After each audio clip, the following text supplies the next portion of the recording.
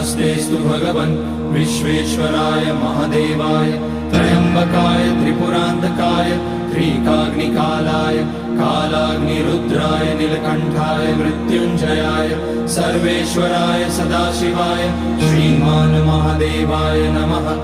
ॐ नमः शम्भवाय च मयोभवाय च नमः शङ्कराय च मयस्कराय च नमः शिवाय च शिवतराय च।